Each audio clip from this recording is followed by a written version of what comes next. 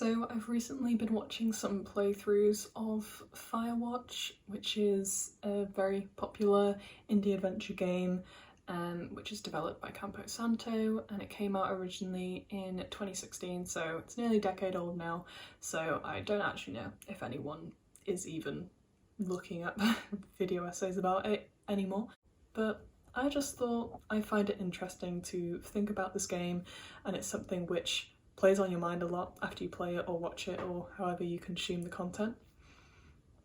So yeah, I guess I've kind of figured out that there's kind of like an angle of discussion with this game which not many people have really delved into that much yet, as far as I've seen in terms of YouTube video essays. So yeah, that's basically what I wanted to do today. So, title: How Delilah Uses Superiority and Flirting to Emotionally Manipulate Henry in Firewatch. Are you looking at the fire? Yeah, I am. I love how they look at night. During the day it's just smoke, but when the sun is down, you can just get lost. Yeah. So yeah, this is basically going to be me looking at the more psychological aspect of their relationship and the ways in which she communicates with him and what she aims to get out of it potentially, and yeah, just the whole power dynamic that is created by her through how she speaks to him and flirts with him and all of that stuff. So just as a trigger warning, I am going to be talking about kind of abuse of power in the workplace, emotional manipulation, and then all associated trigger warnings with the game separate to this video essay, so child abuse / death being the main one. So yeah, just a heads up about that.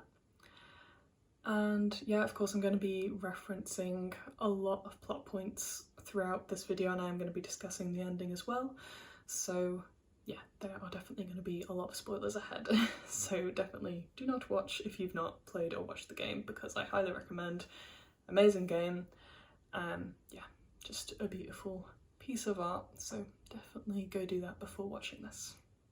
So first things first, I'm just going to do a brief overview of suspicious behaviour from Delilah, quite briefly, because you've heard it probably a million times before. You've played the game, you've seen it, you already know about it.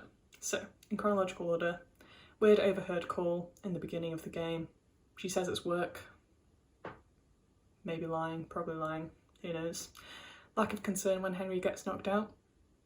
Pretty weird behaviour, don't know why she doesn't care. It's kind of quite a traumatic thing to happen to him.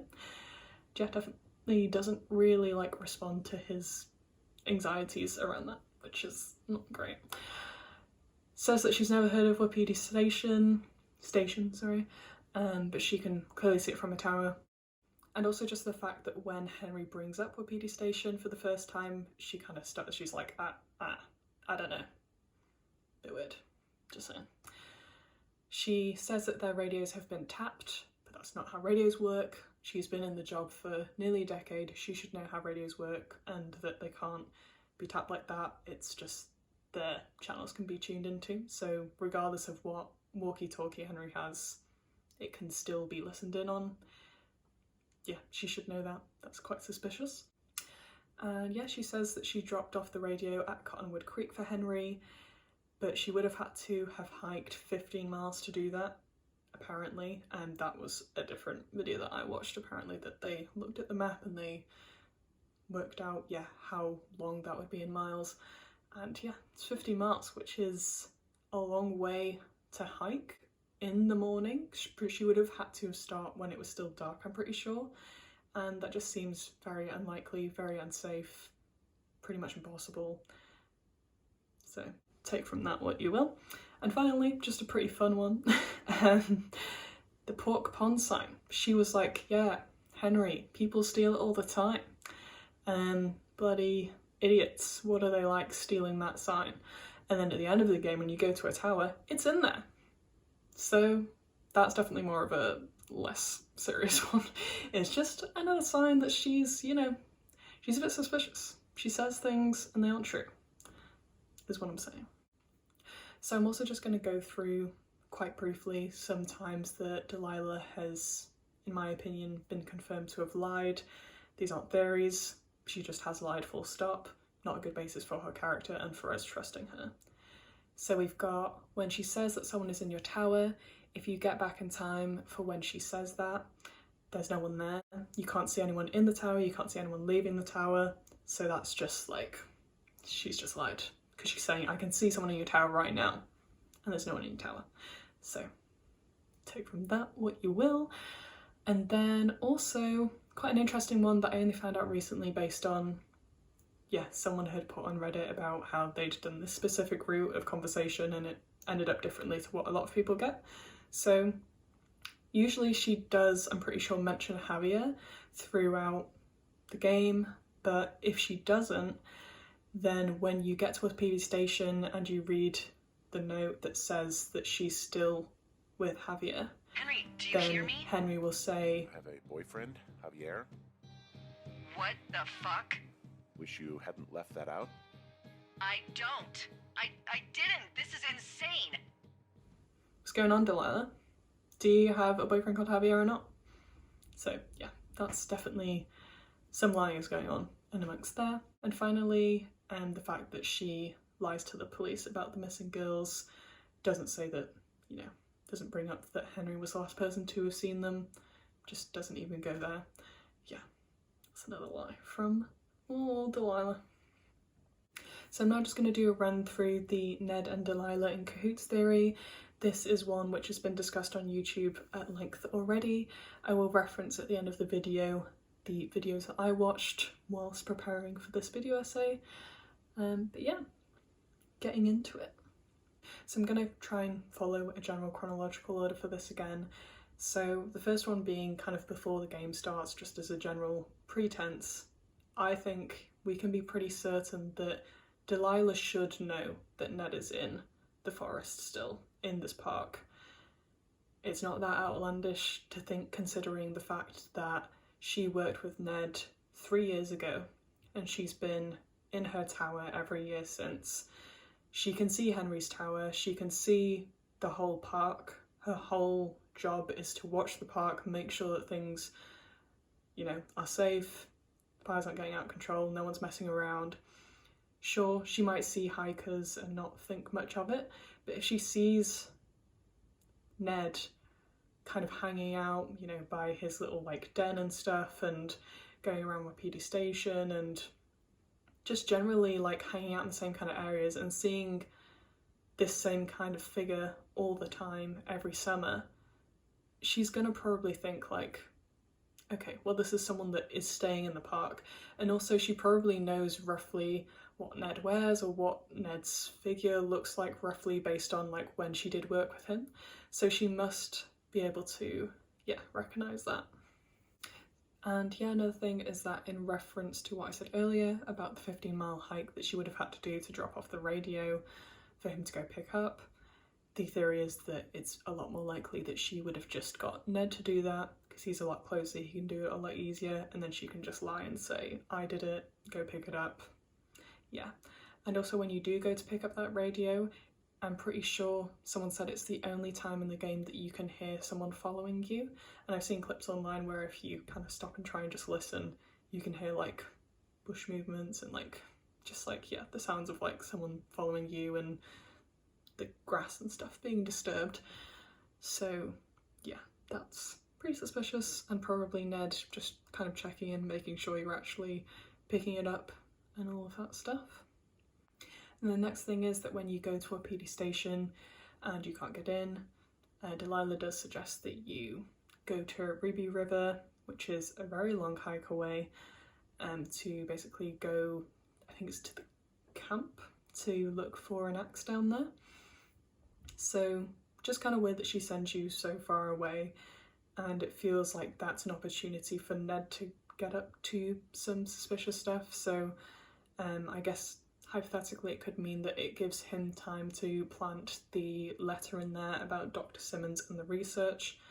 And I've not thought too much about this, but maybe it also gives him time to go to a PD station later on to mess around with that stuff. So yeah, could be that as well. So one I mentioned earlier as well is that when Delilah says there's someone in your tower and there's not actually anyone in your tower, my theory is that basically Ned probably dropped off the cassette tape earlier on but Delilah isn't going to say that Ned's there when he's actually there because she doesn't want Henry and Ned to meet, obviously, because that's going to result in a whole thing. So she's going to say it later on so you can understand that, okay, Delilah would have seen him come and he's left the tape, etc. So yeah, I think that's just her trying to work out the timing and make it so that they don't cross paths. And a really interesting thing about that as well is that if you don't say anything when you find the tape, she freaks out. She like breaks her character. She breaks this facade that she doesn't know what's going on. Because if you don't say anything, she says, did he leave something? What did he leave? Is that a tape player? What's on the tape? Henry, what's on the tape? Tell me what's on the fucking tape. She like screams at him. And that's just like so interesting to me because way earlier in the game, she's asking for specific details of what he looks like because she can't see him well enough from her tower. All she can see is that he's a white guy in shorts. So how come she can't see enough detail to draw him, but she can see the detail through her binoculars well enough that she knows that it's a cassette tape? It's not adding up. So I just feel like that's a whole thing. And just really cool of the game that if you play it in a specific way, you choose specific dialogue choices or to not say anything, that you reveal parts of her character and the plot that you wouldn't get otherwise. I think that's just like a really interesting factor. So moving on to why. Why would Delilah be in cahoots with Ned? It's a good question because I don't feel like I've heard much about the why on like discussion boards and video essays. I feel like a lot of people talk about like this proves that she is in cahoots with Ned, but the why like just isn't really touched on as much from what I've seen. And yeah, my main thoughts is that it could be that she has an emotional bond with Ned the same way that she does have with Henry. Yeah, it could be that 3 years ago they built that bond, she found out that he's still in the park, they've continued speaking, and yeah, she just wants to protect him and make sure that he's not found out for that reason. Although earlier on in the game she does establish that she doesn't really get on with Ned that well. He's kind of quiet, isn't that talkative. She doesn't seem to like the way that he acts with his son, and she seems to think that he's kind of irresponsible maybe. I can't think of a specific quote to prove that, but that's kind of the vibe I get from her in terms of what, yeah, she thinks about him. But that could also be just her covering her tracks, so if later on Henry has this idea that they are working together, he'll be like, oh, well that doesn't make sense because she doesn't like him. Like, why would she be working with him? But yeah. And the final one is just isolation, boredom. Yeah, being out in the wilderness by yourself for an extended period of time, a whole season, when you've got all of this emotional baggage on the back of you, weighing you down, being stuck with your thoughts, it is going to be a lot for anyone.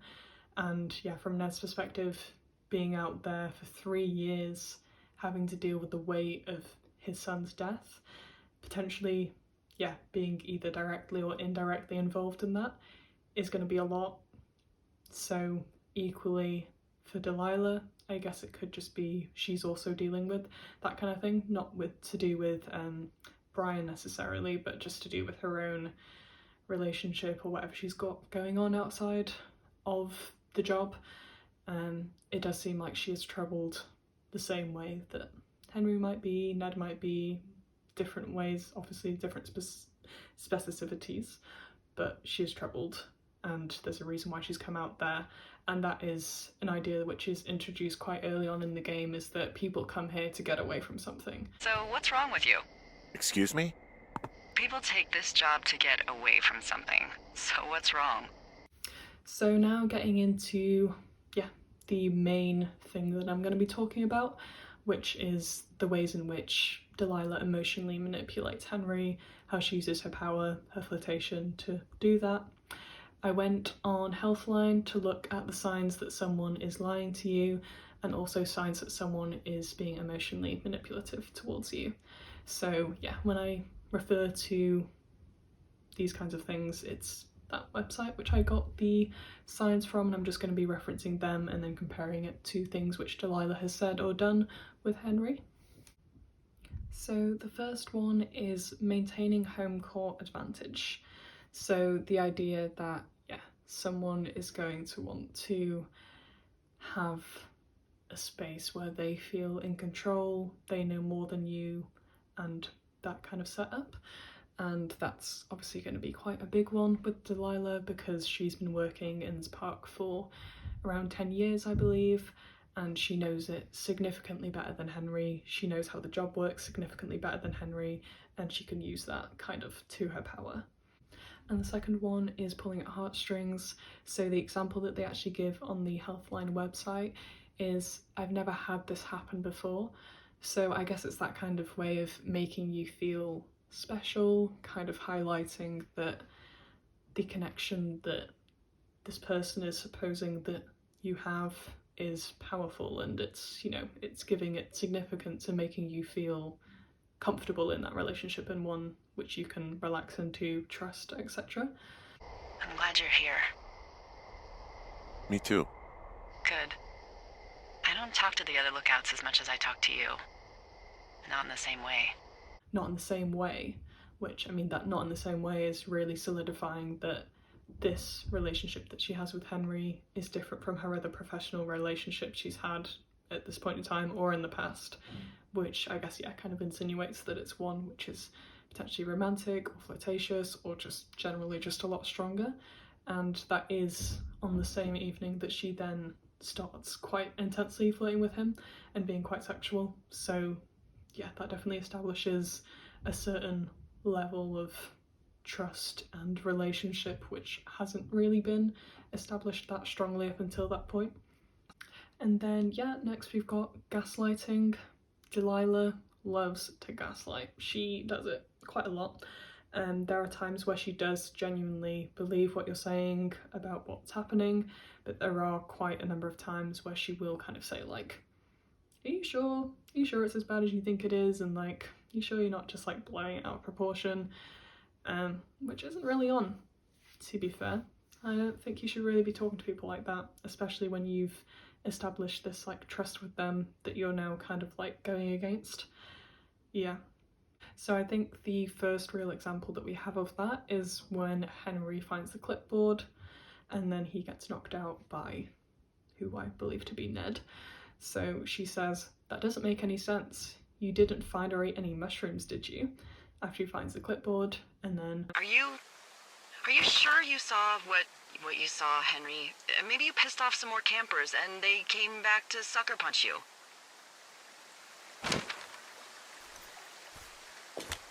This just seems like a misunderstanding or something. Why would I make this up? It's an insane lie at worst and a shitty prank at best. And you've been feeling okay? Just not taking the situation seriously at all, and it's just her kind of not believing him after he's just been like knocked out and presumably has like a head injury, maybe even that, like because of it. And I just like, hello.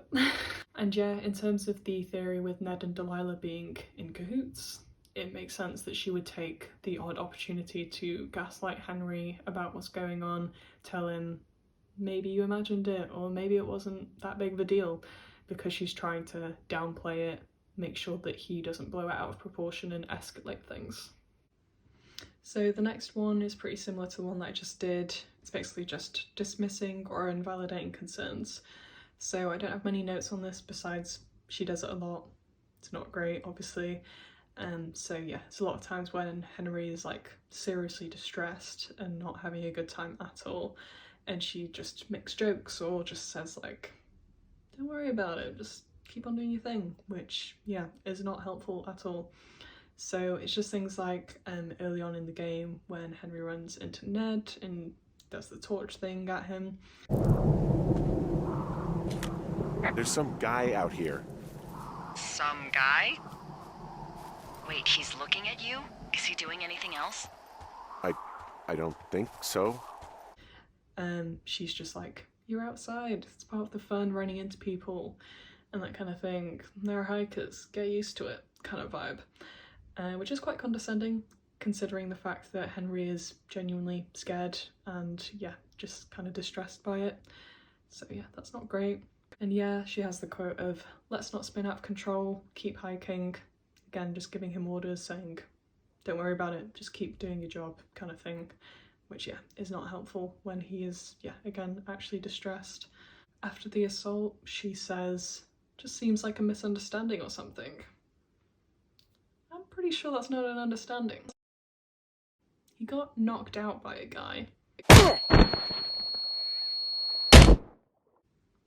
Like, the radio's gone, clipboard's gone, both suspicious items that are now gone, and he's been knocked out. I don't think it's a misunderstanding. And yeah, the fact that she suggests it is further, you know, in favour of the Ned and Delilah in Cahoots theory. And yeah, there are times where she says things like, "Let's just try and keep things calm," and there's a bit where Henry asks her if anything weird has been happening over by her watchtower, and she says like, "Oh, well, my door was open the other day, but it's nothing, don't worry about it," which is weird.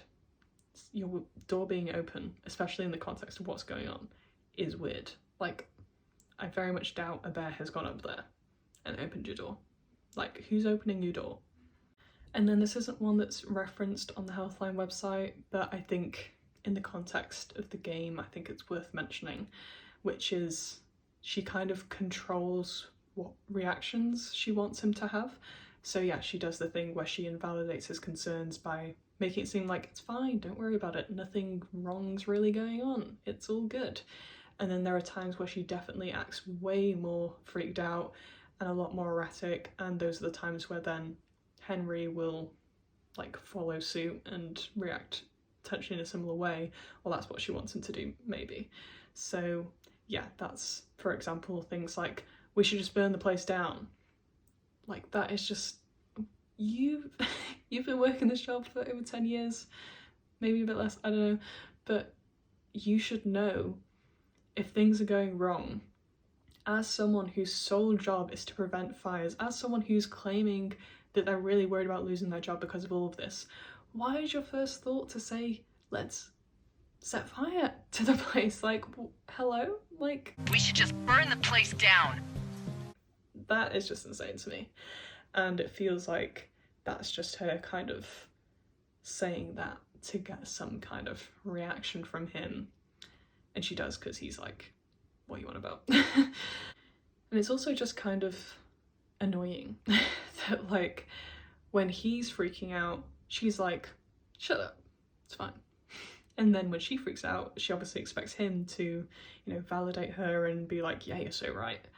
Like, it's just, yeah, just quite annoying that she has that double standard as well. And the next line that comes up is joking about serious matters, which is definitely kind of included in what I just said within the gaslighting and invalidating reactions and that kind of thing. But yeah, I would say that something that comes quite more significantly under this that isn't in the gaslighting stuff is when she drinks towards the end of the game, when things are like really going wrong, everything's been building up, it's like a lot of tension, and then the beeping is going on the, I don't know what's called, machine thing that Henry found at Wapiti Station, and Henry is just very much freaking out and not having a good time at all, obviously, and she's radioing him and she's like, No! "I'm not drunk, I am getting drunk." And it's like, Delilah, like, this is not the time, okay? Hey, Dee, I don't want to harsh your vibe, but maybe, just maybe, that's a bad idea. Henry. What? You're harshing my vibe. Like, nah. So that is just, yeah, quite a significant example of her just having fun and like making light of things. I don't think she's necessarily having fun, I think she's also not having a good time. I think she's drinking because she's distressed as well. And I think drinking does turn up at points of this game that are quite significant, and both from Henry and Delilah's standpoint. But yeah, even if she isn't having a good time, the fact that she's on the radio kind of like joking about it, even if she doesn't feel that way, still like sucks from Henry's point of view. So yeah. Next one, avoiding accountability, is, yeah, feels like quite a big one for Delilah for sure. The fact that she just has a reluctance to contact the police throughout the whole game about the missing girls, Henry being assaulted, and then Brian's body at the end. It feels like she's avoiding something, or like, yeah, just like avoiding things escalating, especially if she is involved with Ned. That feels like quite a big reason why she wouldn't want the police to start digging around and finding out about stuff. And yeah, just the fact that she's quite like nonchalant when she talks about making these decisions, especially in terms of contacting the police about the missing girls. It's very like, oh, I don't want to deal with the police. Do you want to deal with the police? And it's just like so like, oh, I can't be bothered. Like, oh, it's gonna be such a thing for me to have to do that. It's like, it's obviously of quite dire importance for her to tell them that, because missing person cases are hard enough as it is. And yeah, if she has anything that will help the police find these girls, that is obviously huge, and the fact that she doesn't want to do that because she can't be bothered is just crazy to me. And yeah, it just comes across as quite suspicious, and I guess just feeds into her character, as I guess she's quite avoidant. The fact that she picks up this job and yeah, says herself that people come here to get away from things, makes her self-described avoidant. So yeah. So the final one on the list is using your secrets against you. So I guess I'm mainly going to be talking about in this section the way that Delilah reacts to what you tell her about Julia. So this is, I guess, specifically referring to playthroughs where you do open up about Julia and Delilah knows about her. So if you do tell her about Julia early on, she continues to ask about her. I can't think how many times, I think it's around maybe like 3 or 4 times, I'm guessing. And she does on occasion apologise for prying, but then just continues to ask anyway.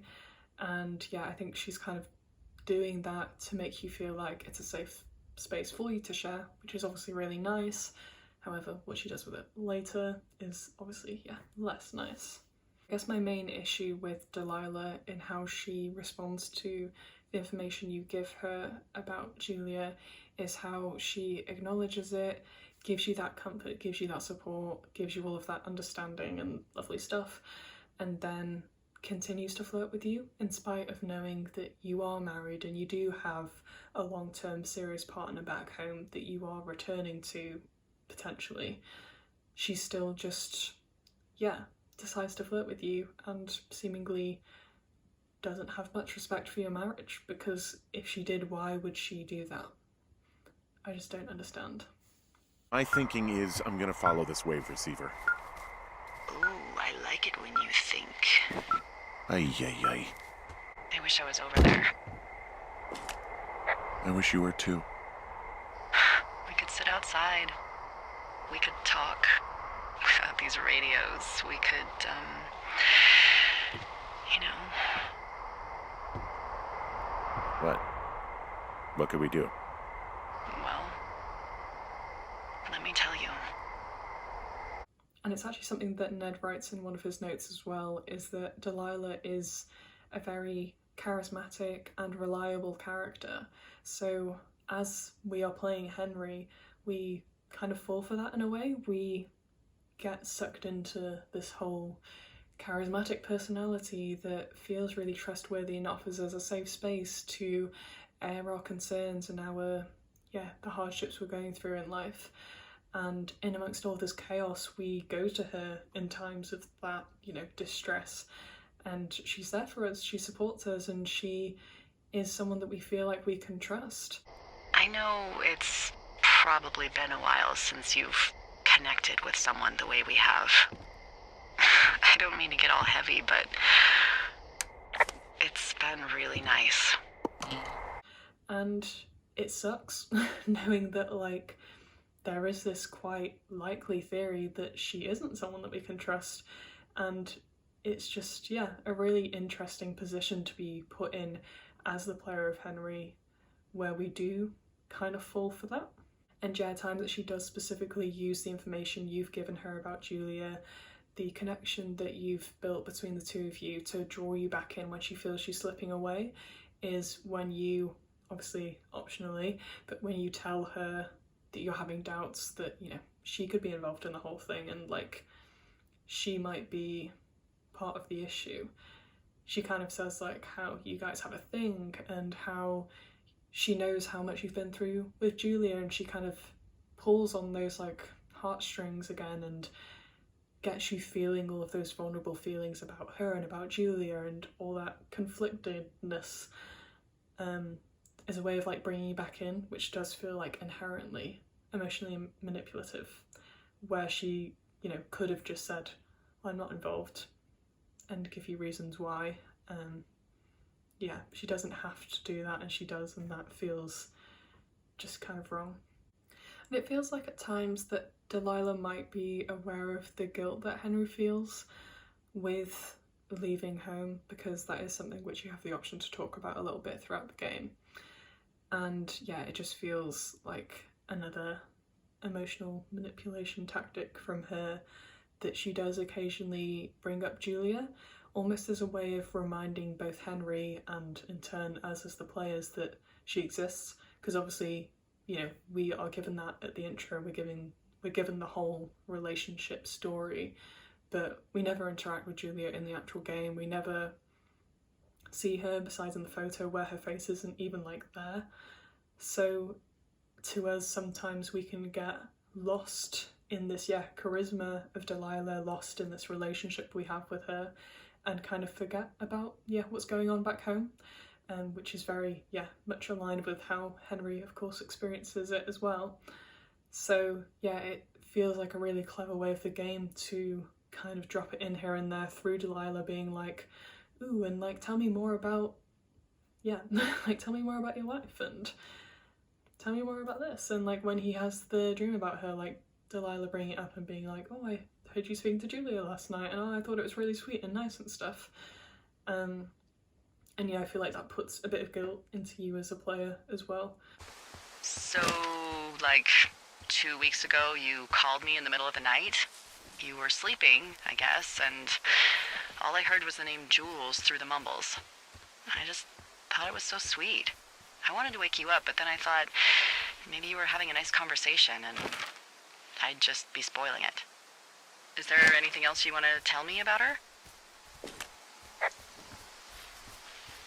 And I wonder if Delilah is doing that on purpose, in a way of both making you feel that guilt and that insecurity, which in turn makes it easier to, I guess, manipulate you when she needs to, because of everything with Ned and trying to convince you of certain things. And it also kind of, I guess, affirms in her, it makes her feel like a good person, of like, oh, I know I might be like flirting and stuff, but I respect his marriage. Of course I do. Like, yeah, I respect it. It's like, do you really? I'm not sure. So I guess, it kind of probably makes her feel good in terms of a moral superiority kind of aspect. Henry, listen, oh my God, I'm so sorry you've gone through that. I don't know if you've thought of it this way, but her family is taking care of her, and you need to take care of you. Thanks. And it's really interesting in terms of the end of the game, how this emotional bond that you build with Delilah comes to a head in that nothing really happens. Either you say, no, it's okay, go without me, and she goes without you. She kind of says like, oh, you sure? And it's like, yeah, it's fine, go without me. Or you can say, wait for me, and she's like, oh, you have to be quick. So you're there as the player, like, having been through all this turmoil, and the one thing that's been carrying you through the whole thing is this imagined idea of this like relationship you have with this boss woman. And you're like racing to get there. Like, I remember like watching playthroughs and being like, oh my god, yeah, like I really want him to meet her, and it's just such a build up and then just like nothing. And I feel like in a way that represents like the whole thing, just like this dissolution, this like isolation and all of these imagined ways which you can like get away from your problems and escape things, but at the end of the day, like, you're just left with the reality again. Henry's left with the reality of, you know, it's the end of the season now, he has to evacuate, he has to go back home and make decisions about what he's going to do about his marriage, and Delilah equally has to return back to reality and potentially go back to Javier. I don't even know if that's even a thing anymore because there's so many conflicting things that she says and Ned says and blah blah blah. But yeah, they're both left with these realities again, and it feels like it makes sense that like they can't meet each other and continue that like fantasy thing, because like it's just not possible in the real world, it feels like. And it also is just very significant the way that she interacts with you in terms of both of you talking about your future plans now that you're leaving the park and what you're going to do going forward. So, what about me? I think you should go to Julia, and then you can figure it out. Maybe put that typewriter to good use. Give me a sexy accent or something if you write about this. Yeah. You gotta go see her. And there are a lot of ways that that conversation can go, but a lot of them feel like they end up in her saying, go to Julia. And if you fight her on that, she does get quite firm with you and kind of guilt trips you about it a little bit. And that again is under the whole like using your secrets against you thing, is that she just makes you feel bad, and like she's very like, you've got her there, like go to her, like you've got something good, it's not over. Which are all valid points, but also it's not really for her to say, and it's quite inappropriate that she pushes it as much as she does, considering, you know, he's just found a dead body in a cave, and that's obviously really rough. He's probably traumatized by that, and he's now having to deal with the fact that he's going back home and he's got to make decisions about whether he's going to Julia or not, or if he's gonna continue to, I guess, yeah, look for work and stuff and do other things. And the fact that she's just pushing on it and having that like moral high ground again of just being like, I know what's best for you and I know that you should do this. And it's like, well, if you knew that I should be doing that, why like have you made things so much more complicated by like engaging in this like emotional cheating essentially during this whole summer? And I also just want to highlight that Henry is very much a part of the emotional cheating. He very rarely pushes against it unless you make him do that. And it's definitely not something that is just on Delilah, because I know this whole video is me really being hard on Delilah. I don't think, you know, it's a one-way street. It's obviously something that they do together.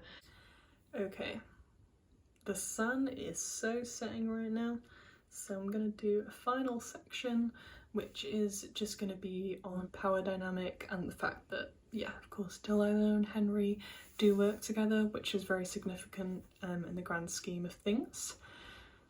So yeah, the fact that she's his superior, most of the time he does what she tells him to do, and a lot of the kind of the game as a player is you just following orders and going where she tells you to go and that kind of thing. And yeah, there's a quote quite earlier on in the game where he says, is that really my job? And she says, your job is whatever I say it is. Yeah, kind of establishes that power dynamic quite early on, which is obviously a fine power dynamic to be there. Obviously, yeah, she's his boss. She's allowed to tell him what to do. That's the whole thing. But the fact that that's then accompanied with flirtation is, of course, inappropriate. And also just gives her the upper hand in terms of if she is indeed in cahoots with Ned, it's just obviously going to make it so much easier for her to convince Henry of that and control the situation because she's his boss and she can tell him what to do.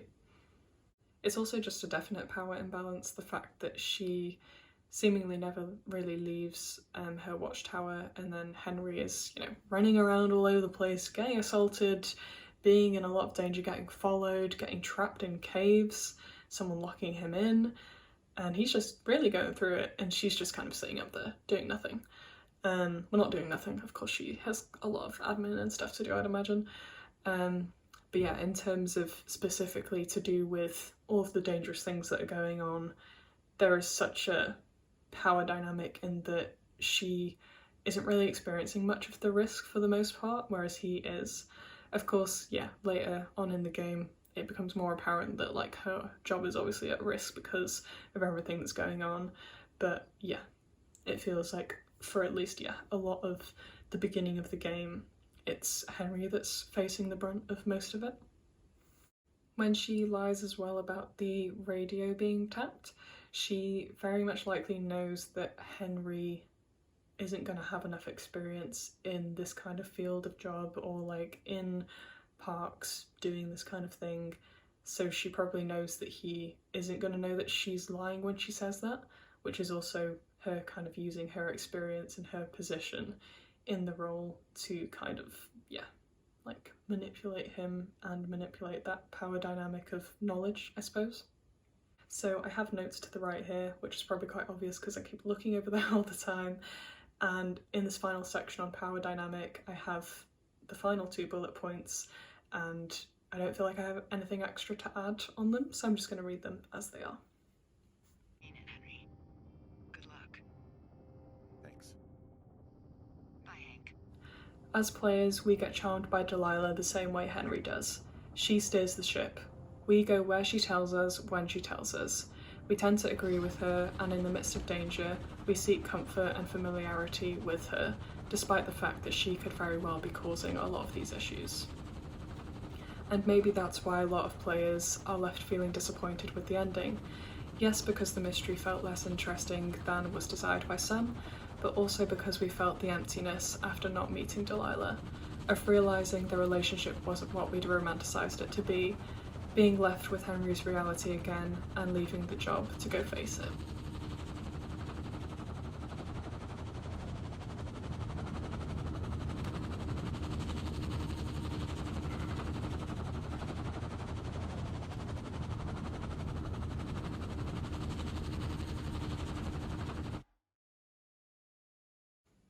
But yeah, that's kind of it. I really appreciate anyone who's watched this video taken time to listen to my ramblings because, as I said, I know the game came out a long time ago. But yeah, so I appreciate anyone who's paid attention and listened in. Yeah, that's kind of it.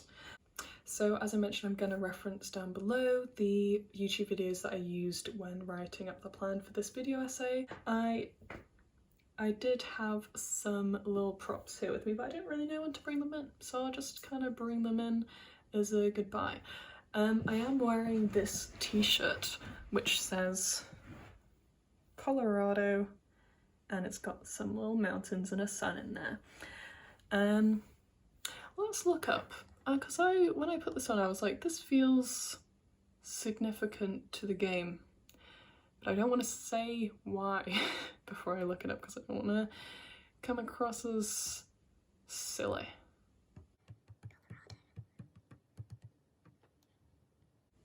Yes, so true. Okay, I wasn't being silly. Boulder's in Colorado. So this is Henry's hometown. Home state. So true. Yeah, so that's why I'm wearing that. And I've got little Yongle Skunk here, which represents bears. Bears are in the park, you know. And here's pine cone, because you can find pine cones in Firewatch and you can throw them and pick them out of the boxes and stuff. So there you go. Those are the props. And I'm gonna go. Bye.